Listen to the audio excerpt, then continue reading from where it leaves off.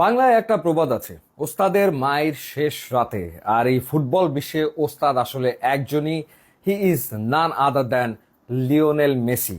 Argentina এবারে বিশ্বকাপে মূলত আসলে খেলা শুরু করে যখন তারা আসলে গোল খায়, তারপর থেকেই আসলে আর্জেন্টিনার খেলাটা শুরু হয়।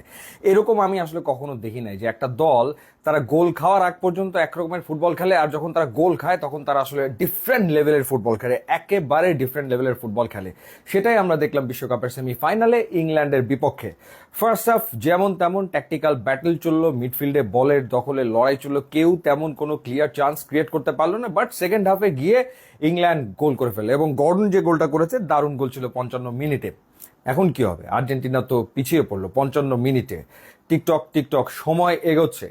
স্কালোনি কি করলেন? স্কালোনি টোটাল 5টা চেঞ্জ করলেন, টোটাল 5টা চেঞ্জ। এবং তিনি মাঠে নামালেন লাউতারো মার্টিনেসকে, তিনি নামালেন নিকো গঞ্জালেসকে, এরপর নামালেন ডি পলকে, এরপরে নামালেন মন্টিয়ালকে রাইট ব্যাক পজিশনে, বিকজ মলিনা রাইট ব্যাক পজিশনে খুব একটা ভালো খেলতে পারছিলেন না, এবং তিনি এরপরে নামালেন ওটা মেন্ডিকে। টোটাল 5টা চেঞ্জ তিনি আসলে করলেন, এবং আর্জেন্টিনার খেলার ধরন পুরোপুরি আসলে পাল্টে গেল।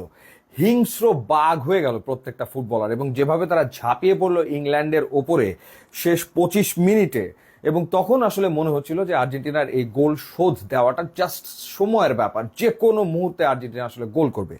লাক ফেভার করছিল না, কারণ আসলে ম্যাকঅ্যালিস্টারের হেডার গিয়ে সাইড পোস্টে লাগলো, এরপর ম্যাকঅ্যালিস্টারের আর একটা শট গিয়ে আবারও পোস্টে লাগলো, মানে একই ম্যাচে ম্যাকঅ্যালিস্টারের 2টা শট গিয়ে পোস্টে লাগলো। বাট আর্জেন্টিনা তো হারতে কোনোভাবে রাজি না, তারা হারবে না, এই ডিটারমিনেশন নিয়ে এই টিমটা এবারের ওয়ার্ল্ড কাপে আসলে ফুটবল খেলছে।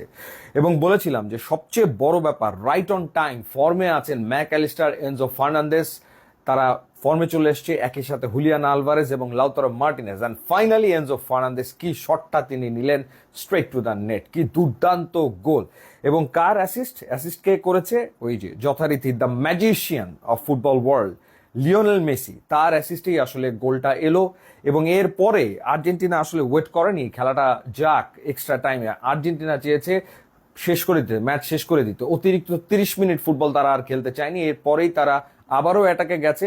এবং ইংল্যান্ড তখন আসলে রীতিমতো দিশেহারা হয়ে গেছে, একেবারে দিশেহারা হয়ে তারা ডিফেন্স ঠিক মতো করতে পারছে না। সেই সুযোগে আবারও কার অ্যাসিস্ট? নান আদার দ্যান লিওনেল মেসির অ্যাসিস্ট, এবং সেখানে লাউতারো মার্টিনেজের কি দুর্দান্ত এক হেডার, যার কারণে আর্জেন্টিনা জয় পেয়ে গেল এবং আবারও চলে গেল বিশ্বকাপের ফাইনালে।